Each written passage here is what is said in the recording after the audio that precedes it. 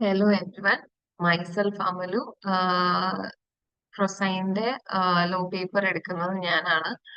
അപ്പോൾ today we are giving you a brief session of the workout session that we are planning. അപ്പോൾ എങ്ങനെയാണ് session work ചെയ്യാന്ന് നിങ്ങൾക്ക് ഒന്ന് ബ്രീഫ് ചെയ്യാന്നുള്ള രീതിയിൽ പ്ലാൻ ചെയ്തിട്ടാണ് നമ്മളിപ്പോൾ ഈ സെഷൻ ചെയ്യുന്നത്. നമ്മൾ ഇന്ന് ഡിസ്കസ് ചെയ്യാൻ പോണത് കോർപ്പറേറ്റ് ലോയിൽ ചാപ്റ്റർ 2 ഇൻകോർപ്പറേഷൻ ആണ്. എക്സാമിലേക്ക് വരുമ്പോൾ this chapter is very important as well as നല്ല വെയിറ്റേജും ഉണ്ട്. ഇമ്പോർട്ടന്റ് എന്ന് പറയുമ്പോൾ എല്ലാ ചാപ്റ്റേഴ്സുമായിട്ടും കണക്റ്റഡ് ആയിട്ടുള്ള ചാപ്റ്റർ ആണ്. പിന്നെ വെയിറ്റേജിനെ കുറിച്ച് പറയുമ്പോൾ അതിനകത്ത് MOA, MCQs ഒക്കെ വന്നു തുടങ്ങിയപ്പോഴത്തേക്കിന് ഒരു ചാപ്റ്റർ നമുക്ക് സ്കിപ്പ് ചെയ്യാൻ പറ്റത്തില്ല. അപ്പോൾ it's very important that you have to go through each and every chapter. Preferably don't skip any of those. Okay, അപ്പൊ നമ്മളുടെ സെഷൻ എങ്ങനെയായിരിക്കും പോകുന്നത് വെച്ചിട്ടുണ്ടെങ്കിൽ നമ്മൾ സെക്ഷൻസ് പറയും, ഡിസ്കസ് ചെയ്യും, ക്വസ്റ്റ്യൻ ചെയ്യും. പക്ഷേ don't expect an elaborated discussion. കാരണം നമുക്ക് ടൈം കൺസ്ട്രെയിൻ ഉണ്ടല്ലോ. This is purely workout batch. നമ്മൾ ക്വസ്റ്റ്യൻ വർക്ക്ഔട്ട് ചെയ്യാന്നുള്ള ഒറ്റ ഇന്റൻഷനിലാണ് നമ്മൾ ക്ലാസ്സസ് പ്ലാൻ ചെയ്തിട്ടുള്ളത്. അപ്പോ the main focus would be question discussion. That doesn't mean നിങ്ങൾക്ക് കോൺസെപ്റ്റ് കിട്ടത്തില്ല എന്നല്ല. നമ്മൾ ഒരു പ്രാവശ്യം പഠിച്ചിട്ടാണ് ഇത് കേൾക്കുന്നതെങ്കിൽ surely you will get the point. Okay, നമുക്ക് ഒട്ടും ടൈം വേസ്റ്റ് ചെയ്യാതെ തുടങ്ങാം. അപ്പോ ഈ ചാപ്റ്ററിലേക്ക് വരുമ്പോഴത്തേനും ടു ബി പ്രിസൈസ് നമുക്ക് 21 സെക്ഷൻസ് ആണ് പഠിക്കാനുള്ളത്. അപ്പോ ഈ നോട്ട്സിന് ആദ്യം നിങ്ങൾക്ക് ഇതുപോലെ സെക്ഷൻസ് കോട്ട് ചെയ്തിട്ടുണ്ട്. Like it's in the numerical order, like section 3 to section 22. അതിന്റെ ഇടയിൽ സെക്ഷൻ 11 ഇല്ല, ബാക്കി എല്ലാ സെക്ഷൻസും ഉണ്ട്. ഇങ്ങനെ എന്തിനാ തന്നിട്ടുള്ളതെന്ന് വെച്ചാൽ നിങ്ങൾ റിപ്പീറ്റഡ് ആയിട്ട് ഇത് റിവൈസ് ചെയ്യുമ്പോൾ നിങ്ങൾക്ക് ഓർമ്മ വരും, കുറച്ച് ഫെമിലിയർ ആവും. ഒന്ന്, ഇത് അതേ ഓർഡറിൽ തന്നെയാണുള്ളത്. സെക്കൻഡ്ലി, നമ്മൾ ഒരേ സാധനം റിപ്പീറ്റഡ് ആയിട്ട് കണ്ടുകൊണ്ടിരിക്കുമ്പോൾ it would be very easy for you to remember. അതുകൊണ്ടിട്ടാണ് നമ്മൾ ഈ രീതിയിൽ കൊടുത്തിട്ടുള്ളത്. അതുപോലെ തന്നെ let me tell you something else. അതായത് ഈ നോട്ട്സ് വെച്ചിട്ട് നിങ്ങൾക്ക് പഠിക്കാമെന്ന് വിചാരിക്കരുത്. It's only for the revision purpose. ലാസ്റ്റിൽ ഒരു 1.5 ഡേയ്സിൽ നിങ്ങൾക്ക് എല്ലാ സെക്ഷൻസും ഗോ ത്രൂ ചെയ്യാൻ ബുദ്ധിമുട്ടാകുമ്പോൾ if you studied very well, നിങ്ങൾക്ക് ഇത് വെച്ച് റിവൈസ് ചെയ്യാം. അതായത് നമുക്ക് ഈ സെക്ഷൻസ് കാണുമ്പോൾ ഇതിനകത്ത് എന്തൊക്കെയാണുള്ളത്, ഇതിനകത്തുനിന്ന് എന്ത് ക്വസ്റ്റ്യൻസ് ആണ് ചെയ്തിട്ടുള്ളത് എന്നൊക്കെ നമുക്ക് ഓർത്തെടുക്കാൻ വേണ്ടി this will help you. Okay, അപ്പൊ നമുക്ക് ടൈം വേസ്റ്റ് ചെയ്യാതെ തുടങ്ങാം. Section 3, formation of company. എങ്ങനെയാണ് കമ്പനി ഫോം ചെയ്യുന്നത്, കമ്പനി ഫോം ചെയ്യാൻ എന്തൊക്കെയാണ് വേണ്ടത്, അങ്ങനത്തെ കാര്യങ്ങളൊക്കെ പറയുന്നത്. Section 3A, members severely liable in certain cases. ചില കേസസിൽ മെമ്പേഴ്സ് സെവറലി ലയബിൾ ആണ്. അതെപ്പോഴാണെന്നാണ് പറയുന്നത്. Then section 4 is MOA, section 5 is AOA. Then section 6, act to override memorandum, articles, etc. ചില കേസസിൽ എന്നല്ല, ആക്ട് മെമ്മോറാണ്ടത്തിനെയും ആർട്ടിക്കിളിനെയും ഓവർറൈഡ് ചെയ്യുന്നു എന്ന് പറയുന്ന സെക്ഷൻ ആണ് section 6. Then section 7, incorporation of company. Company incorporate ചെയ്യുന്ന ഫോർമാലിറ്റീസും പ്രൊസീജിയേഴ്സും ഒക്കെ പറയുന്ന സെക്ഷൻ ആണ് section 7. Then section 8, formation of companies with charitable objects.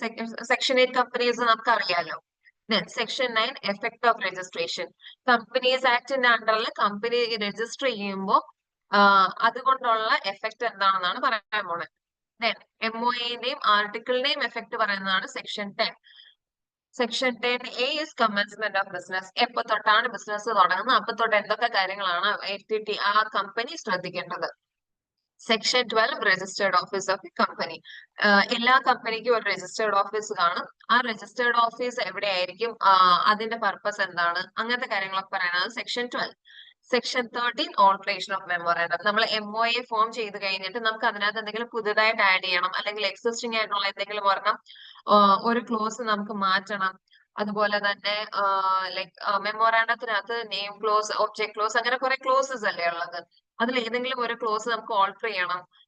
ഇപ്പൊ നമ്മളുടെ രജിസ്റ്റേർഡ് ഓഫീസ് ഈ സ്റ്റേറ്റ് വിട്ട് വേറൊരു സ്റ്റേറ്റ് ആക്കണം. അപ്പൊ നമ്മൾ രജിസ്റ്റേർഡ് ഓഫീസ് ക്ലോസ് ഓൾട്ടർ ചെയ്യേണ്ടി വരും. അതിന്റെ പ്രൊസീജിയേഴ്സ് എന്താണ്, ഇതൊക്കെയാണ് അതിനകത്ത് ഡിസ്കസ് ചെയ്യുന്നത്. അതാണ് alteration of memorandum, that is section 13. Then section 14, alteration of article. ആർട്ടിക്കിളും നമുക്ക് ഓൾട്ടർ ചെയ്യാൻ പറ്റും. ആ സെക്ഷൻ ആണ് section 14. Then section 15, alteration of memorandum or articles to be noted in every copy. എല്ലാ കോപ്പിയിലും ആർട്ടിക്കിൾ MOAയോ AOAയോ ഓൾട്ടർ ചെയ്തിട്ടുണ്ടെങ്കിൽ അത് ക്ലിയർ ആയിട്ട് നോട്ട് ചെയ്തിട്ടുണ്ടാവണം എന്ന് പറയുന്ന സെക്ഷൻ ആണ് section 15. Then section 16, rectification of name of a company. ഒരു കമ്പനീന്റെ നെയിം നമ്മൾ റെക്ടിഫൈ ചെയ്യുവാണെങ്കിൽ അത് പറയുന്ന സെക്ഷൻ ആണ് section 16. Then section 17, copies of MOA and AOA, etc. to be given to the members. Membersന് കൊടുക്കണം. അത് കൊടുക്കേണ്ടത് എന്തുകൊണ്ടാണ് എന്തിനാണെന്നൊക്കെ പറയുന്ന സെക്ഷൻ ആണ് section 17. Section 18, conversion of companies already registered. ഇപ്പോ നമ്മൾ ഇൻകോർപ്പറേഷൻ അല്ലേ പഠിച്ചുകൊണ്ടിരിക്കണേ. ഇൻകോർപ്പറേറ്റ് ചെയ്ത കമ്പനീസിന്റെ കൺവേർഷൻ ഉണ്ടാവില്ല. അതായത് ഒരു പബ്ലിക് കമ്പനീനെ പ്രൈവറ്റ് ആക്കി, പ്രൈവറ്റ് കമ്പനീനെ പബ്ലിക് ആക്കി, അങ്ങനത്തെ കൺവേർഷൻസ് ഒക്കെ പറയുന്ന സെക്ഷൻ ആണ് 18. That is conversion of companies already registered. Already registered ആയിട്ടുള്ള കമ്പനി കൺവേർട്ട് ചെയ്യുവാണ്. Then section 19ലേക്ക് വരുമ്പോഴത്തേനും subsidiary company not to hold shares in its holding company. Holding കമ്പനിയിൽ ഷെയർസ് ഹോൾഡ് ചെയ്യാൻ സബ്സിഡറി കമ്പനിക്ക് പറ്റത്തില്ല എന്ന് പറയുന്ന സെക്ഷൻ ആണ് section 19. Then section 20, service of document. Service of document എന്ന് വെച്ചാൽ മെമ്പേഴ്സിന് എങ്ങനെയാണ് നമ്മൾ ഡോക്യുമെന്റ്സ് എത്തിച്ചു കൊടുക്കേണ്ടത് അത് പറയണതാണ് സെക്ഷൻ 20. പോസ്റ്റലാണോ അത് കൊറിയർ ആണോ അവരെങ്ങനെയാ പറഞ്ഞിട്ടുള്ളത് അതുപോലെയാണോ അങ്ങനെയൊക്കെ പറയുന്ന സെക്ഷൻ ആണ് section 20. Section 21, authentication of documents, proceedings and contracts. Authenticate ചെയ്യും. ആരാ authenticate ചെയ്യുന്നത്? And we will discuss. Then section 22, execution of bill of exchange. Bill of exchange in execution ആണ് section 22. ഈ 3 സെക്ഷൻ ആണ് നമ്മൾ ഈ ചാപ്റ്ററിൽ ഡിസ്കസ് ചെയ്യുന്നത്. ഞാൻ ഈ പറഞ്ഞു വന്നപ്പോ നിങ്ങൾ എന്റെ കൂടെ ഫോളോ ചെയ്ത് വന്നിട്ടുണ്ടെങ്കിൽ നിങ്ങൾക്ക് കിട്ടിയിട്ടുണ്ടാവും ലൈക്ക് എന്തൊക്കെയാണ് പഠിച്ചിട്ടുണ്ടായിരുന്നത്, അതിനകത്ത് എന്തൊക്കെയാണ് പറഞ്ഞിട്ടുള്ളത്. സെക്ഷൻ നമ്പർ കേട്ടപ്പോൾ പറഞ്ഞില്ലെങ്കിലും അത് എക്സ്പ്ലെയിൻ ചെയ്തപ്പോൾ ചെറുതായിട്ടെങ്കിലും കിട്ടിയിട്ടുണ്ടാവും. അങ്ങനെ കിട്ടിയിട്ടില്ലെങ്കിൽ കുറച്ചുകൂടെ കാര്യമായിട്ടിരുന്നൊന്ന് റിവൈസ് ചെയ്യണം കേട്ടോ, കിട്ടേണ്ടതാണ്. ഓക്കെ, ഇനി നമുക്ക് കുറച്ച് എലാബറേറ്റ് ആയിട്ട് വളരെ കുറച്ച് എലാബറേറ്റ് ആയിട്ട് നമുക്ക് ഡിസ്കസ് ചെയ്യാം. And will go to the question. Okay, section 3, formation of company. നമ്മൾ ഓൾറെഡി പറഞ്ഞു ഒരു കമ്പനി ഫോം ചെയ്യുന്ന സമയത്തേക്കിന് എന്തൊക്കെയാണ് വേണ്ടത്, എന്തൊക്കെയാണ് നമ്മൾ ചെയ്യേണ്ടത്. പ്രമോഷൻ നടത്തണം, അതുപോലെ തന്നെ ഇൻകോർപ്പറേഷൻ നടത്തണം, ക്യാപിറ്റൽ സബ്സ്ക്രിപ്ഷൻ വേണം, പിന്നെ ബിസിനസ് സ്റ്റാർട്ട് ചെയ്യണം. ഇത് ഇത്രയാണ് ഒരു കമ്പനി ഫോം ചെയ്യുമ്പോൾ പ്രൊസീജിയേഴ്സ്. അത് കഴിഞ്ഞിട്ട് ഒരു കമ്പനി ഫോം ചെയ്യണമെങ്കിൽ there are some documents that we should have. എന്തൊക്കെയാണ്? MOA വേണം, AOA വേണം. MOA ഏതാ സെക്ഷൻ? നമ്മളിപ്പോ പറഞ്ഞതേ ഉള്ളൂ. MOA ഏതാ സെക്ഷൻ? സെക്ഷൻ 4. Then AOA വേണം. AOA ഏതാ? Section 5. Then declaration by professionals. ആരാ ഈ professionals? Either a CA or either an advocate, CA, CS or a practicing cost accountant. പിന്നെ the first director അല്ല അവരൊക്കെ അല്ല, particulars of directors and subscribers ആ documents വേണം. Then address of registered office അതും ആ ഡോക്യുമെന്റ്സിനകത്ത് വേണം. പ്രൊഫഷണൽസിനകത്ത് advocate, chartered accountant, practising cost accountant, company secretary, ഇവരുടെ ആരുടെയെങ്കിലും ഡിക്ലറേഷനും വേണം. ഓർക്കണ്ടോ?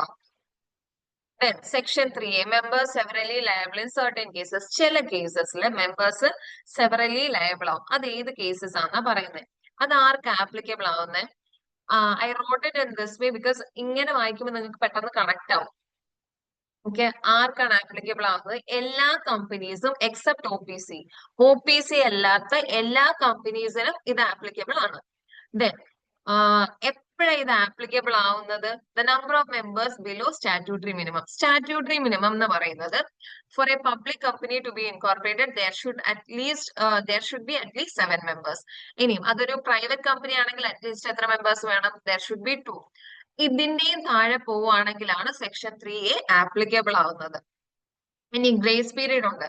ദാറ്റ് ഇസ് ഈ സ്റ്റാറ്റ്യൂട്ടറി മിനിമത്തിൽ താഴെ പോയ അന്ന് തൊട്ട് they'll get 6 months. ആ 6 monthsനുള്ളിൽ അവരത് റെക്ടിഫൈ ചെയ്യണം. That is the grace period that they will get. ആ 6 monthsനുള്ളിൽ അവർ റെക്ടിഫൈ ചെയ്യണം. അതുപോലെ ആരൊക്കെയാണ് അപ്പൊ ലയബിൾ ആവാം? Regarding A public company there should at least B 7 people. ഈ 7 മെമ്പേഴ്സ്, സോറി 7 മെമ്പേഴ്സ് വേണം.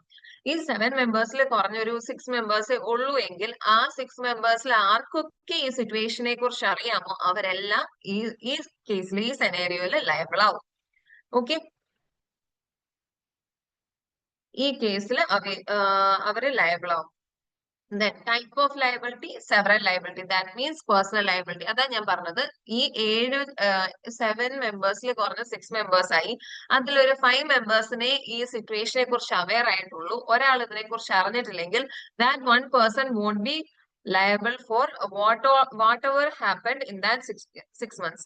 ഓക്കെ, എക്സ്റ്റെൻഡ് ഓഫ് ലയബിലിറ്റി എന്ന് പറയുന്നത് debts contracted after 6 months of default. ഇങ്ങനെ ഒരു പ്രശ്നം വന്നു കഴിഞ്ഞ് 6 മാസത്തെ ഗ്രേസ് പീരീഡ് കഴിഞ്ഞുണ്ടായ ഡെബ്സിന്റെ മുകളിലായിരിക്കും ലയബിലിറ്റി ഉണ്ടാവുക. Okay, since there is a grace period of 6 months, ആ 6 മാസത്തിലുള്ള അവരെ റെക്ടിഫൈ ചെയ്യണം. എന്നിട്ടും അവർ ബിസിനസ് 6 മാസം കഴിഞ്ഞിട്ടും അവർ ബിസിനസ് ഇങ്ങനെ തന്നെ കണ്ടിന്യൂ ചെയ്യുവാണെങ്കിൽ the remaining members who are there will be liable for the default. മനസ്സിലായോ? ഒന്നുകൂടെ പറയാം.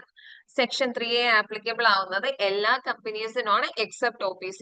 OPC അതിനകത്ത് വരാത്തത് there will only one member be there in an OPC. പിന്നെ ഉണ്ടാവുന്നത് നോമിനിയാണ്. അത് കഴിഞ്ഞ് എപ്പോഴാണ് അവർക്ക് ആപ്ലിക്കബിൾ ആവുന്നത്? നമ്പർ ഓഫ് മെമ്പേഴ്സ് സ്റ്റാറ്റ്യൂട്ടറി മിനിമത്തിനെക്കാട്ടിലും കുറയുമ്പോൾ. ഗ്രേസ് പീരീഡ് എത്ര നാളാ? 6 months. Then who is liable? Members aware of the situation. Then type of liability, several liability. Extent of liability, debts contracted after 6 months of default. Okay. Then section 4 എന്ന് പറയുമ്പോഴത്തേനും memorandum. Memorandum is the constitution എന്നൊക്കെ പറയാൻ പറ്റും. And it's a public document. ഒരു കമ്പനിയുമായിട്ട് നമ്മൾ എന്തെങ്കിലും ബിസിനസ്സോ അങ്ങനത്തെ എന്തെങ്കിലും കാര്യങ്ങൾ ചെയ്യാൻ നമ്മൾ വരുവാണെങ്കിൽ at least V should B familiar with the memorandum of that particular company. It's A public document. അതുപോലെ AOA it's A private document. അത് പബ്ലിക്കിന് ആക്സസ് ചെയ്യാൻ പറ്റത്തില്ല. ഇന്റേണൽ ഡോക്യുമെന്റ് ആണ് AOA. ഓക്കെ, ഇനിയും MOAക്കകത്ത് നമ്മൾ പറയണ ക്ലോസസ് ഏതൊക്കെയാ? നെയിം ക്ലോസ് ഉണ്ട്, രജിസ്റ്റേർഡ് ഓഫീസ് ക്ലോസ് ഉണ്ട്, ഒബ്ജക്ട് ക്ലോസ് ഉണ്ട്, ലയബിലിറ്റി ക്ലോസ് ഉണ്ട്, ക്യാപിറ്റൽ ക്ലോസ് ഉണ്ട്, അസോസിയേഷൻ ഓർ സബ്സ്ക്രിപ്ഷൻ ക്ലോസ് ഉണ്ട്. പിന്നെ ഉള്ളത് നോമിനി ക്ലോസ്, ഒരെണ്ണം കൂടെ ഉള്ളത്. അത് പറഞ്ഞത് ആർക്കാ? OPCക്കാ. ഓക്കെ, നെയിം ക്ലോസിനകത്ത് നമ്മളുടെ കമ്പനി എന്ത് ടൈപ്പ് കമ്പനിയാണ്, അതിന്റെ പേരെന്താണ്, ഈ കാര്യങ്ങളൊക്കെയാണ് നമ്മൾ നെയിം ക്ലോസിൽ പറയുന്നത്. ലിമിറ്റഡ് കമ്പനി ആണെങ്കിൽ അതൊരു പബ്ലിക് കമ്പനി ആണെന്നും, പ്രൈവറ്റ് ലിമിറ്റഡ് ആണെങ്കിൽ അതൊരു പ്രൈവറ്റ് കമ്പനി ആണെന്നും, പിന്നെ അതിന്റെ പേര് വേറെ ഒരു കമ്പനിയുടെ പേരുമായിട്ട് ഐഡന്റിക്കൽ അല്ല, അതുപോലെ തന്നെ വേറൊരു കമ്പനിയുടെ പേരുമായിട്ട് സിമിലർ അല്ല, അങ്ങനത്തെ കാര്യങ്ങളൊക്കെ നമുക്ക് എവിടുന്ന മനസ്സിലാവുന്നത്? നെയിം ക്ലോസ് എന്നാ മനസ്സിലാവുന്നത്. Then comes the registered office clause. അതെന്താ? Specifies the state in which the registered office is situated. എവിടെയാണ് രജിസ്റ്റേർഡ് ഓഫീസ് സിറ്റുവേറ്റ് ചെയ്തിട്ടുള്ളത്, അതാണ് രജിസ്റ്റേർഡ് ഓഫീസ് ക്ലോസിൽ പറയുന്നത്. Then ഒബ്ജക്ട് ക്ലോസിൽ നമ്മൾ ഒരു കമ്പനി ഇൻകോർപ്പറേറ്റ് ചെയ്യുമ്പോൾ there will be a purpose for the incorporation of that particular company. എന്തിനാണ് നമ്മൾ ആ കമ്പനി ഇൻകോർപ്പറേറ്റ് ചെയ്തത് എന്ന് പറയുന്നതാണ് object close. Okay, then comes the liability clause. States the extent of liability of members, limited by shares, guarantee or unlimited. ഇനിയും liability ക്ലോസിൽ ഏത് extent വരെയാണ് ഒരു മെമ്പർ ലയബിൾ ആവുക? ലിമിറ്റഡ് ബൈ ഷെയർസ്, അയാൾ സബ്സ്ക്രൈബ് ചെയ്തിരിക്കുന്ന ഷെയർസിന്റെ ലിമിറ്റ് വരെയാണോ? അതോ ഗ്യാരണ്ടി, അതായത് ഞാൻ അവിടുത്തെ മെമ്പർ ആയപ്പോ ഞാൻ പറഞ്ഞു ഞാനൊരു 10 lakh വരെ ഞാൻ ലയബിലിറ്റി വന്നാൽ ഞാൻ മീറ്റ് ചെയ്തോളാം എന്ന് പറഞ്ഞു കഴിഞ്ഞാൽ at some point if the company means any contingency that particular മെമ്പറിന്റെ liability will be to the extent of 10 lakh. അതാണ് to the extent of guarantee. Unlimited എന്ന് പറഞ്ഞാൽ പ്രത്യേകിച്ച് ലിമിറ്റ് ഒന്നുമില്ല, എത്ര ലയബിലിറ്റി അവർ പറയുന്നു അത്രയും നമ്മൾ കൊടുക്കണം. ക്യാപിറ്റൽ ക്ലോസ് പറയുമ്പോഴത്തേക്കിനും ഓതറൈസ്ഡ് ഷെയർ ക്യാപിറ്റലിന്റെ കാര്യം പറയണതാണ് capital clause. Then association or subscription clause, intention of subscribers to form the company contains signatures, name and share details of subscribers. അതാണ് അസോസിയേഷൻ അല്ലെങ്കിൽ സബ്സ്ക്രിപ്ഷൻ ക്ലോസ്. പിന്നെ 7th one എന്ന് പറയുന്നത് nominee clause. And I forget to add in this. 7th clause is nominee clause. അത് വരുന്നത് OPCക്കാണ്. Then section 13 നമ്മൾ നേരത്തെ പറയുന്നത് ഓൾട്ടറേഷൻ ഓഫ് MOA. MOAക്കകത്ത് ഓൾട്ടറേഷൻസ് വരും. അപ്പോ what should we do to alter the MOA? അതിൽ ഓരോ ക്ലോസസിനും ഓരോന്നാണ് ചെയ്യേണ്ടത്.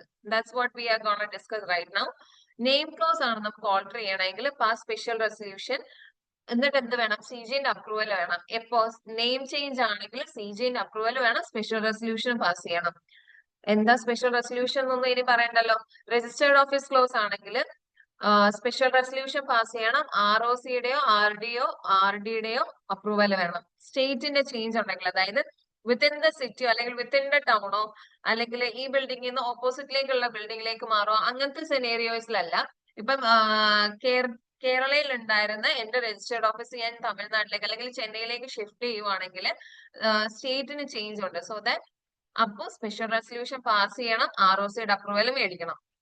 ഒബ്ജക്ട് ക്ലോസ്, അതായത് ഞാൻ കമ്പനി ഇൻകോർപ്പറേറ്റ് ചെയ്ത പർപ്പസ് അല്ല ഇനി എനിക്ക് അങ്ങോട്ട് കൊണ്ടുപോകേണ്ടതെങ്കിൽ എന്റെ MOA ഓൾട്ടർ ചെയ്യണം. അത് MOAയുടെ ഒബ്ജക്ട് ക്ലോസ് ഓൾട്ടർ ചെയ്യണം. അങ്ങനെ ഓൾട്ടർ ചെയ്യുമ്പോൾ what should be do? Special resolution pass ചെയ്യണം, ROCയിൽ ഫയൽ ചെയ്യണം. ലയബിലിറ്റി ക്ലോസ് ആണെങ്കിൽ മെമ്പേഴ്സിന്റെ കൺസെന്റ് വേണം, ട്രൈബ്യൂണലിന്റെ അപ്രൂവൽ വേണം ചിലപ്പോ. ദെൻ ക്യാപിറ്റൽ ക്ലോസ് ആണെങ്കിൽ by ordinary resolution as per AOA. AOയിൽ എന്താണോ പറഞ്ഞേക്കുന്നത് അത് ആ രീതിയിൽ ചെയ്യാൻ പറ്റും. ദെൻ സെക്ഷൻ 5 ആണെങ്കിൽ സെക്ഷൻ 5 എന്താ പറയണേ? AOA is not a public document but it's a private document. Internal ഡീറ്റെയിൽസും കാര്യങ്ങളൊക്കെ പറയണത് AOAയിലായിരിക്കും. നമുക്കിത് വായിക്കുമ്പോൾ മനസ്സിലാവും. Share capital and variation of rights, അതുപോലെ lien on shares, call on shares and forfeiture, transfer and transmission of shares, appointment powers and proceedings of directors, meetings of memorandum and board, dividends and reserves, accounts and audit, borrowing power and winding up. ഇങ്ങനത്തെ കാര്യങ്ങൾ ഇതൊക്കെ internal details അല്ലേ? ഇതൊക്കെ discuss ചെയ്യുന്നത് AOAയിലായിരിക്കും. Then alteration of AOA, എന്തൊക്കെയാ procedures എന്നാ പറയാൻ പോണേ? AOA can be altered by special resolution and must be filed with ROC within 30 days. Special resolution pass ചെയ്യണം, എന്നിട്ട് ROCന്റെ അടുത്ത് 30 ഡേയ്സിനുള്ളിൽ ഫയൽ ചെയ്യണം. പബ്ലിക് കമ്പനീനെ പ്രൈവറ്റ് കമ്പനി ആക്കാം. എപ്പോ? അതിന് CGയുടെ അപ്രൂവൽ വേണം. Okay, then alteration പറ്റത്തില്ല. എപ്പോ?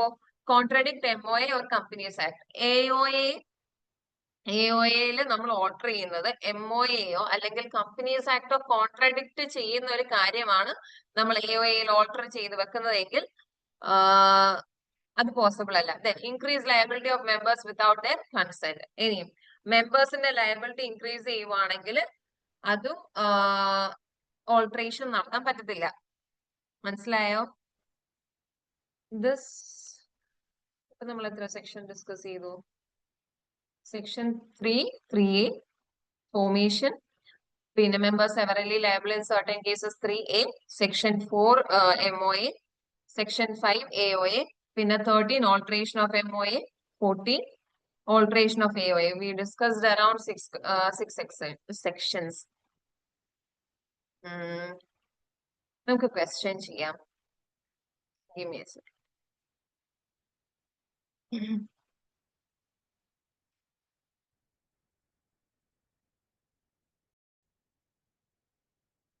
So yeah, നമുക്ക് ക്വസ്റ്റ്യൻ ഡിസ്കസ് ചെയ്യാം.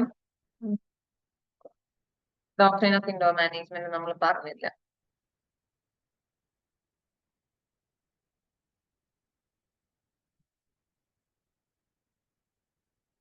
Okay, we'll do the second question. Mr. Raja, along with his family members, is running successfully a trading business. He is capable of developing his ideas and participate in the marketplace. To achieve this, Mr. Raja formed a single-person economic entity in the form of an OPC with his brother, Mr. King, as its nominee. On 4th May 2020, Mr. King withdrew his consent as nominee of the OPC and can he do so under provisions of Companies Act 2013? Examine whether the following individuals are eligible for being nominated as nominee of the OPC as on 5th May 2020 under the above said act. നമുക്ക് ബാക്കി sub question 1 and 2 and 3 കൂടെ വായിച്ചു കഴിഞ്ഞിട്ട് we'll discuss the question. Mr. Shyam, son of Mr. Raja, who is 15-year-old as on 5th May 2020. Okay. Ms. Devagi, an Indian citizen, sister of Mr. Raja, stays in Dubai and India. She stayed in India during the period from 2nd January 2019 to 16th August 2019. After she left to Dubai and stayed there. Mr. Ashok, an Indian citizen residing in India, who is presently a member of a OPC. Okay, ഇവിടെ രാജ എന്ന് പറയുന്ന ഒരാള് successfully business run ചെയ്തോണ്ടിരിക്കുകയായിരുന്നു. അയാൾ run ചെയ്തോണ്ടിരിക്കുന്നത് ഒരു 1% കമ്പനിയാണ്. And his brother mister King is the nominee. And on 4th May 2020 mister King withdraw his consent as nominee of the OPC. Mister King എന്താ പറയണ, അയാളുടെ നോമിനി കൺസെന്റ് വിഡ്രോ ചെയ്തു. Can he do so under the provisions of Companies Act 2013? The very first question that you have to answer is consent withdraw ചെയ്യാൻ പറ്റുമോ എന്നുള്ളതാണ്. ഇവിടെ consent withdraw ചെയ്യാൻ പറ്റുമോ എന്നുള്ളതാണ് the very first question that you should answer. പറ്റുമോ? Consent withdraw ചെയ്യാൻ പറ്റുമോ? കൺസെന്റ് വിഡ്രോ ചെയ്യാൻ പറ്റും. Okay, examine whether the following individuals are eligible for being nominated. ഇനി നമ്മൾ നോക്കേണ്ടത് mister king nominee consent withdraw ചെയ്ത സെനേരിയോയിൽ വേറൊരു നോമിനിയെ വേണമല്ലോ. അപ്പം ഈ 3 സിറ്റുവേഷനിൽ ആരെങ്കിലും നമുക്ക് നോമിനി ആക്കാൻ പറ്റുമോ? Okay, Mr. Shyam, son of Mr. Raja, who is 15 years old as on 5th May 2020.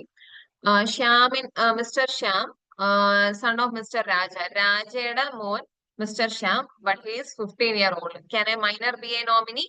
No. Ms. Devaki, an Indian citizen, sister of Mr. Raja, stayed in Dubai and India. She stayed in India during the period from 2nd January 2019 to 16th August 2019. Thereafter, she left to Dubai and stayed there. Devaki, sister of Raja. Rajayada sister ആണ്, and she is an Indian citizen who stays in Dubai. ആള് ദുബായിലാണ് stay ചെയ്യുന്നത്. She stayed in India during the period from 2nd January 2019. 2019 2nd January തൊട്ടിട്ട് 16th August 2019 വരെ ദേവകി ഇന്ത്യയിൽ ഉണ്ടായിരുന്നു. Thereafter, she left to Dubai. എന്നിട്ട് ആള് ദുബായിൽ പോയി and stayed there. Is it possible? ആരെയാണ് നമുക്ക് നോമിനി ആക്കാൻ പറ്റുക? The nominee should be an Indian citizen who should have stayed at least 120 days in the preceding financial year. During the not less than 120 days. At least 120 days എങ്കിലും ഇന്ത്യയിൽ reside ചെയ്തിട്ടുണ്ടായിരിക്കണം. അതുപോലെ ഒരു Indian സിറ്റിസണും ആയിരിക്കണം. Resident ആവണം എന്നുണ്ടോ? ഇല്ല. Resident ആവണം എന്ന് നിർബന്ധമില്ല. അതായത് ഇന്ത്യയിൽ സ്റ്റേ ചെയ്യണം, ഇപ്പൊ ഇന്ത്യയിൽ തന്നെ താമസിക്കണം എന്ന് നിർബന്ധമില്ല. പക്ഷേ ഇമ്മീഡിയറ്റ്ലി പ്രിസീഡിങ് ഫിനാൻഷ്യൽ ഇയറിൽ അറ്റ്ലീസ്റ്റ് 120 ഡേയ്സ് എങ്കിലും ആള് ഇന്ത്യയിൽ ഉണ്ടായിട്ടുണ്ടാവണം, റെസിഡന്റ് ആയിട്ടുണ്ടാവണം, അതുപോലെ തന്നെ ഒരു ഇന്ത്യൻ സിറ്റിസൺ ആണ്. ഈ 2 കണ്ടീഷൻ സാറ്റിസ്ഫൈ ചെയ്ത് കഴിഞ്ഞാൽ മിസ് ദേവകീനെ നമുക്ക് നോമിനി ആക്കാം. ഓക്കെ, നമുക്ക് നോക്കാം 120 ഡേയ്സ് സാറ്റിസ്ഫൈ ചെയ്യുന്നുണ്ടോ. ഇന്ത്യൻ സിറ്റിസൺ ആണ് given in the question that she is an Indian citizen. അതുപോലെ റെസിഡന്റ് ആണെന്ന് ഇവിടെ എവിടെയും പറഞ്ഞിട്ടില്ല. അപ്പോൾ നമ്മളത് കമ്പ്യൂട്ട് ചെയ്യാൻ വേണ്ടിയിട്ടാണ് അവർ ഇന്ത്യയിൽ ഉണ്ടായിരുന്ന ഡേറ്റ്സ് പറയുന്നത്. That is from 2nd January 2019 to 16th January 2019. Actually 120 ഡേയ്സിൽ കൂടുതൽ ഉണ്ടാവും ഇത് എന്തായാലും. So yeah, next question. Mr. Ashok, an Indian citizen residing in India who is who is presently a member of an OPC. ഒരു OPC-യിലെ member ആണ്. അയ്യോ, ഒരു OPC-യിലെ member ആയതുകൊണ്ട് അയാളെ നമുക്ക് നോമിനി ആക്കാൻ പറ്റുമോ? നമുക്ക് ഒരു OPC-യിലെ മെമ്പറിനെ വേറൊരു OPC-യിൽ നമുക്ക് നോമിനി ആക്കാം. There is no issue. Okay, നമുക്ക് ക്വസ്റ്റ്യൻ ഡിസ്കസ് ചെയ്യാം. എങ്ങനെയാ ഇത് പറഞ്ഞേക്കുന്നതെന്ന് നോക്കാം. ആദ്യം പ്രൊവിഷൻ കൊടുത്തു. ഈ ആൻസർ വായിക്കുമ്പോൾ ഇറ്റ്സ് വെരി ഷോർട്ട്. ഓൾസോ ഇതിനകത്ത് നമുക്ക് എടുത്ത് കളയാം എന്ന് പറയാൻ പറ്റുന്ന ഒന്നുമില്ല. Because it's very very short. Also it's very like answer to the question എന്ന് പറയത്തില്ലേ, അങ്ങനത്തെ ഒരു ആൻസർ ആയത്. That's why I chose this question. Answer നല്ലതായതുകൊണ്ട്, അല്ലാതെ ക്വസ്റ്റ്യൻ ഭയങ്കര ട്രിക്കി ആയതുകൊണ്ടല്ല. ആൻസർ പ്രസന്റ് ചെയ്തേക്കുന്നത് ഭയങ്കര നീറ്റ് ആയിട്ടാ. ഇതിനകത്ത് നമ്മൾ എടുത്ത് കളയാൻ പാകത്തിനുള്ള ഒന്നും ഇല്ല. Okay, as per section 3 of the Companies Act 2013, the memorandum of the OPC shall indicate the name of the other person, that is the nominee, who shall in the event of subscriber's death or his incapacity to contract become the member of the company. മനസ്സിലാണല്ലോ, അതിനി പറയണ്ടല്ലോ. The other person, that is the nominee, whose name is given in the memorandum, shall give his prior written consent in the form INC3, and the same shall be filed with the Register of Companies in the form INC4 at the time of incorporation, along with the Memorandum of Association and Article of Association. നമ്മൾ മുമ്പേ MOA-യിൽ name close, subscription close, അങ്ങനെ closes പറഞ്ഞ സമയത്തേക്കിന് 7th one ഞാൻ nominee close പറഞ്ഞായിരുന്നു. അത് OPCക്ക് മാത്രമേ applicable ആവുള്ളൂ എന്നും പറഞ്ഞായിരുന്നു. ആ നോമിനി ക്ലോസിൽ നമ്മൾ അറ്റാച്ച് ചെയ്യുന്നതാണ് കൺസെന്റ്. നോമിനി XYZ എന്ന് പറയുന്ന കമ്പനിയിൽ ബി എന്ന് പറയുന്ന ആൾക്ക് നോമിനി ആയിട്ട് നിൽക്കുന്നതിന് പ്രശ്നമില്ല എന്ന് ബി എന്ന് പറയുന്ന ആള് എഴുതി തരുന്ന ഒരു കൺസെന്റ് ആണ് നമ്മൾ അവിടെ ഫയൽ ചെയ്യുന്നത്. Okay, such other person that is a nominee, such other person എഴുതിയില്ലെങ്കിലും കുഴപ്പമില്ല കേട്ടോ. May withdraw his consent in the following manner. ഒരു നോമിനിക്ക് കൺസെന്റ് വിഡ്രോ ചെയ്യാം. എങ്ങനെ? Nominee withdraw his consent by giving a notice in writing to the sole member and to the OPC. ആരാണോ ഓഫീസിന്റെ sole member, that is that one person, ആരാണോ അയാൾക്ക് notice കൊടുക്കാം. അതുപോലെ തന്നെ OPCക്കും നോട്ടീസ് കൊടുക്കാം. The sole member shall nominate another person within 15 days of such withdrawal. ഇങ്ങനെ ഒരു വിഡ്രോവൽ നടന്നു കഴിഞ്ഞിട്ട് 15 ഡേയ്സിനുള്ളിൽ നമുക്ക് വേറൊരാളെ നോമിനേറ്റ് ചെയ്യാനും പറ്റണം. And send intimation of such nomination along with written consent form INC3. INC3യിൽ തന്നെ വേറൊരാളെ നമ്മൾ നോമിനേറ്റ് ചെയ്യുന്നുണ്ടെങ്കിൽ അതും നമ്മൾ ഫയൽ ചെയ്യണം. Then OPC to inform ROC, inform INC4 within 30 days of withdrawal of nomination. Nomination withdraw ചെയ്ത് കഴിഞ്ഞിട്ട് ROCനെ OPC ഇത് അറിയിക്കണം 30 ദിവസത്തിനകം. And the form is INC4. INC3യിലാണ് പ്രിയർ റിട്ടേൺ കൺസെന്റ് നമ്മൾ MOAയിൽ ഫയൽ ചെയ്യുന്നതെങ്കിൽ INC4ലാണ് ROCയിൽ അതിന്റെ വിഡ്രോവൽ അറിയിക്കുന്നത്. Okay, then analysis. Therefore, in terms of the above law, Mr. King, the nominee whose name was given in the memorandum, can withdraw his consent as a nominee of the OPC by giving a notice in writing to the sole member and to the OPC. ഇനി ഇത് conclude ചെയ്യുമ്പോൾ and ഇങ്ങനത്തെ first question, second question, third question, അങ്ങനെ sub questions വരുന്ന questions ഉണ്ടാവുമല്ലോ. അതില് നിങ്ങൾ answer ചെയ്യുന്ന സമയത്ത് give A common provision and A common case. അത് കഴിഞ്ഞ് കൺക്ലൂഡ് ചെയ്യുമ്പോൾ നിങ്ങൾക്ക് ഓരോ ക്വസ്റ്റ്യനും ആൻസർ ചെയ്യും. അത് കുറച്ചും കൂടെ ഓർഗനൈസ്ഡ് ആയിട്ട് ആൻസർ ആയിട്ട് നമുക്ക് ഫീൽ ചെയ്യും. നമ്മൾ ഈ പറഞ്ഞ മാതിരി ഒരു പ്രൊവിഷൻ എഴുതി, അതിന്റെ അനാലിസിസ് എഴുതി, അതിന്റെ കൺക്ലൂഷൻ എഴുതി, അങ്ങനെ എഴുതാതെ കോമൺ ആയിട്ടൊരു പ്രൊവിഷൻ കൊടുക്കുക. So that you will get a lengthy and excellent provision. Section നമ്പറും ഫോം നമ്പറും അറിയാമെങ്കിൽ നല്ലത്, പക്ഷെ എഴുതി തെറ്റിക്കരുത്. Okay, to conclude, first question എന്തുവായിരുന്നു? Mister Shyam son of mister. ഇവിടെ ഇത്രയും നേരം നമ്മൾ ആൻസർ ചെയ്ത ക്വസ്റ്റ്യൻ എന്തുവാന്ന് വെച്ചാൽ നോമിനിക്ക് വിഡ്രോ ചെയ്യാമോ, നോമിനി കൺസെന്റ് വിഡ്രോ ചെയ്ത് കഴിഞ്ഞാൽ എന്താ ചെയ്യേണ്ടത്, ഇത്ര കാര്യങ്ങളാണ് നമ്മൾ ഈ പ്രൊവിഷനിൽ ഡിസ്കസ് ചെയ്തത്. That is a very first question, that was the question. Anyway, sub-question 1. Mr. Shyam, son of Mr. Raja, who is a 15-year-old as on 5th May 2020. Shyam, who is 15-year-old, can he be the nominee? പറ്റുമോ? പറ്റത്തില്ല. എന്താ കാര്യം? No minor shall become a member or no minor shall become member or nominee of the OPC. Therefore, Mr. Shyam, being a minor, is not eligible for being nominated as nominee of the OPC. Okay, then second question. Ms. Devaki, an Indian citizen, sister of Mr. Raja, stays in Dubai and India. She stayed in India during the period from 2nd January 2019 to 16th August 2019. Thereafter, she left from Dubai and stayed there. ഇന്ത്യയിൽ നിന്ന് പുള്ളിക്കാരത്തി ദുബായിൽ പോയി, പിന്നെ അവിടെ തന്നെയാണ് stay ചെയ്തത്. Can she be the nominee? ഞാൻ പറഞ്ഞായിരുന്നു ഇന്ത്യൻ സിറ്റിസൺ ആവണം. റെസിഡൻഷ്യൽ സ്റ്റാറ്റസ് നോക്കുമ്പോൾ she should have stayed in India for at least 120 days, not less than 120 days. Only a natural person who is an Indian citizen, whether resident in India or otherwise, shall be a nominee or a sole member of the OPC. The term resident in India means a person who has stayed in India for a period of not less than 120 days during the immediately preceding financial year. Immediately preceding financial year 120 days എങ്കിലും ഇന്ത്യയിൽ ഉണ്ടായിട്ടുണ്ടാവണം. And she should also be a natural person who is an Indian citizen. Here, Ms. Devaki, though an Indian citizen and a resident in India, so she is eligible of being nominated as a nominee of OPC. Even if she was not resident, she can still be nominated as a nominee. Doubt on the illallo? Then third question എന്തായിരുന്നു? Mr. Ashok, an Indian citizen residing in India who is presently a member of an OPC. Existing ആയിട്ടുള്ള ഒരു OPC-യിലെ member ആണ്. അയാൾക്ക് ഈ OPC-യിൽ nominee ആവാൻ പറ്റുമെന്നാണ് ചോദിച്ചിട്ടുള്ളത്. As per Rule 3 of the Companies Incorporation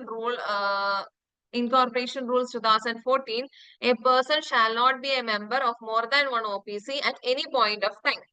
The said person shall not be a nominee of more than one OPC. Mr. Ashok, an Indian citizen residing in India who is a member of an OPC, not a nominee of any OPC, can be nominated as a nominee. അതായത് ഒരാൾ ഒന്നിൽ കൂടുതൽ കമ്പനികളുടെ member ആവാനോ അല്ലെങ്കിൽ ഒന്നിൽ കൂടുതൽ OPC-കളുടെ member ആവാനോ ഒന്നിൽ കൂടുതൽ OPC-കളുടെ നോമിനി ആവാനോ പാടില്ല. പക്ഷേ he can be a nominee of one OPC and he can be a member of one OPC. Hence ഇവിടെ പേരെന്തായിരുന്നു? Ashok can be a nominee of the OPC of Mr. Raja. And this is a 4-mark question. 4 or 3 weightage ഉള്ള question ആയിരുന്നു. ഇത് PYQ ആണ് കേട്ടോ. Okay, we'll move on to the next question. Red Limited was incorporated on 1st April 2014, is facing severe effect of depression of the economy. Owing to its bad financial status, most of the members have started withdrawing their holding from the company. The company had 250 members on 10th January 2019. By 15th January 2019, 244 members had withdrawn their holding. No new member has invested in the company after 15th February till date. Now, Mr. A, an existing member, has approached you to advise him regarding his liabilities in such a situation. അതായത് red limited എന്ന് പറയുന്ന ഒരു company incorporated in 2014 is facing severe effect of depression of economy. അവരുടെ financial status മോശമായി വരുന്നത് കൊണ്ട് their members withdrawed their membership. Holding withdraw ചെയ്തു. അപ്പോ അവർക്ക് എക്സിസ്റ്റിംഗ് ആയിട്ട് ജാനുവരി 10th അവർക്ക് 250 മെമ്പേഴ്സ് ഉണ്ടായിരുന്നു. That is it. Red Limited is a public company. Okay.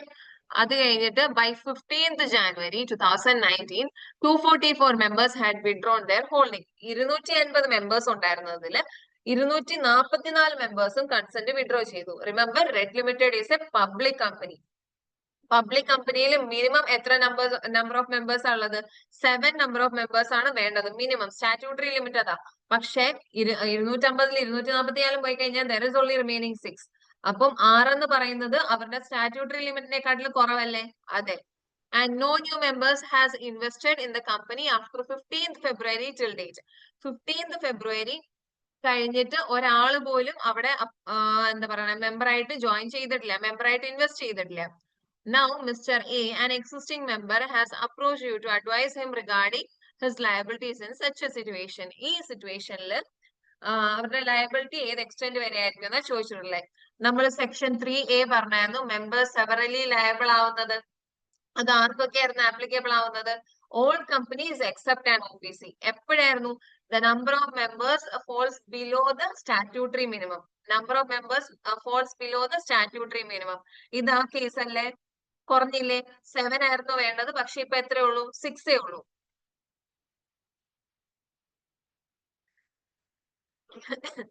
അതുപോലെ അവരുടെ സ്റ്റാറ്റ്യൂട്ടറി ലിമിറ്റിനെക്കാട്ടിൽ കുറഞ്ഞു. അങ്ങനെയുള്ളപ്പോ അയാളുടെ ലയബിലിറ്റി ഏത് എക്സ്റ്റെന്റ് വരെ ആയിരിക്കും എന്നാ ചോദിച്ചിട്ടുള്ളത്.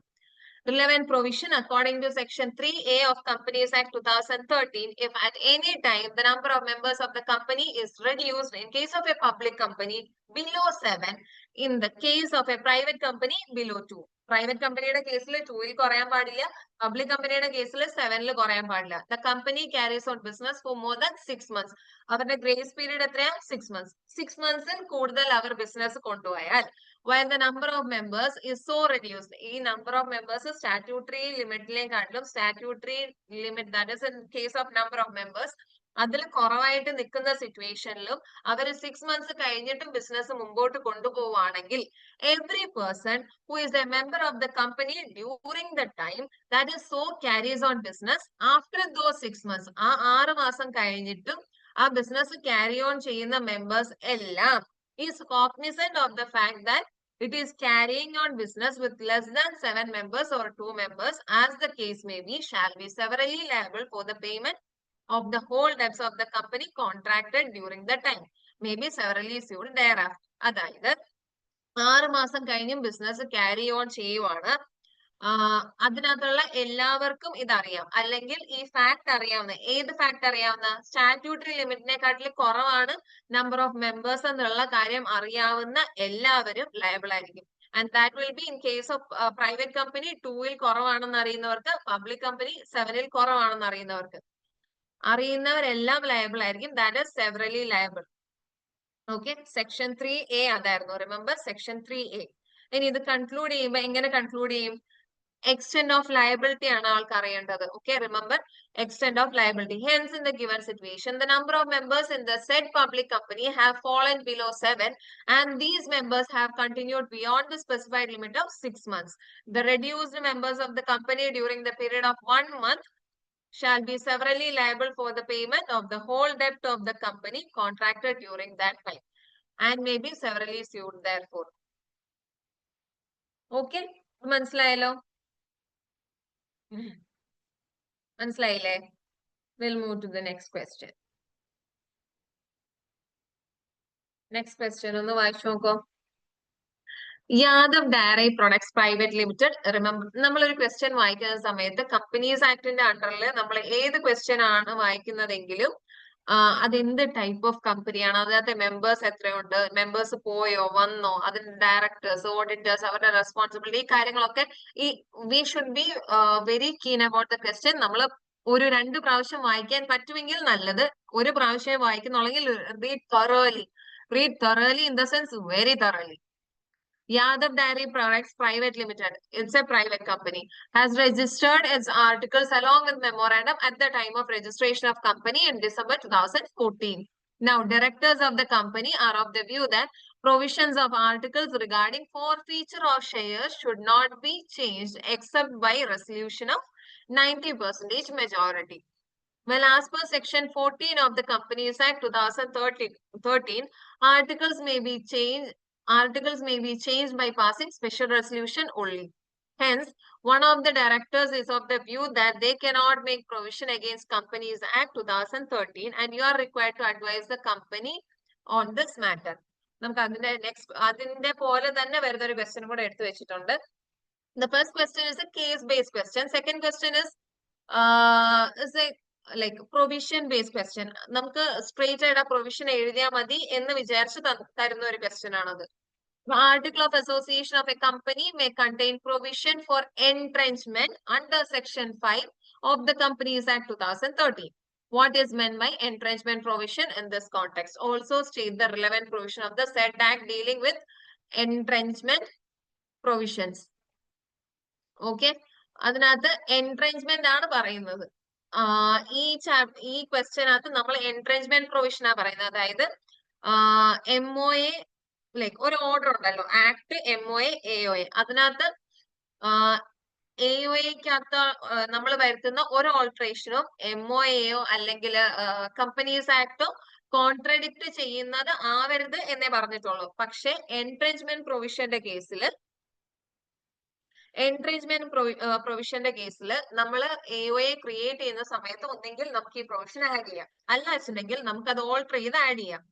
ഇറ്റ്സ് പോസിബിൾ ഓൺലി ഇഫ് എന്താ പറയണേ, കമ്പനീസ് ആക്ട് പറയുന്ന ലിമിറ്റിനെക്കാട്ടിൽ കൂടുതലാണ് നമ്മൾ എൻട്രേഞ്ച്മെന്റ് കൊണ്ടുവന്ന് റെസൊല്യൂഷൻ എൻട്രേഞ്ച്മെന്റ് ചെയ്ത് കൊണ്ടുവരുന്ന ലിമിറ്റ് അതിനെക്കാട്ടിൽ കൂടുതലാണെങ്കിൽ മാത്രമാണ് അത് ആപ്ലിക്കബിൾ ആവുന്നത്.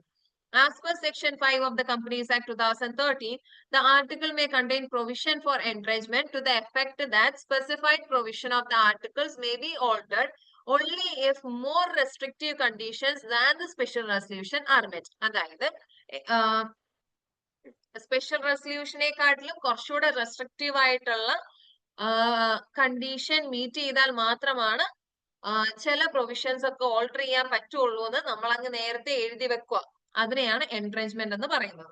Okay, the provision after entrenchment shall only be made either on formation of company or by an amendment in the articles agreeing to by all the members of the company in case of a private company and by a special resolution in case of a public company, where the articles contain provision for entrenchment, whether made on formation or by amendment. The company shall give notice to the registrar of such provision in prescribed manner. അതെങ്ങനെയാ Spice Plus or MGT 14. In the present case, the Yadav Dairy Products Private Limited is a private company and wants to protect provisions of the articles regarding forfeiture of shares. It means it wants to make entrenchment of articles which is allowed. But the company will have to pass resolution taking permission of all the members, and it should also give notice to register of companies regarding entrenchment of articles. It's very clear. ഭയങ്കര simple ആയിട്ട് answer തന്നേക്കുന്നത്. അതുകൊണ്ടിട്ടാണ് ഞാൻ ഒന്നും കൂടെ എടുത്ത് പറയാത്തത്. You can read it out and എന്തെങ്കിലും doubt ഉണ്ട് അല്ലെങ്കിൽ ഏതെങ്കിലും മനസ്സിലായില്ല, if you want me to repeat, you can ask. Okay? Yeah. Thank you. Thank you for watching.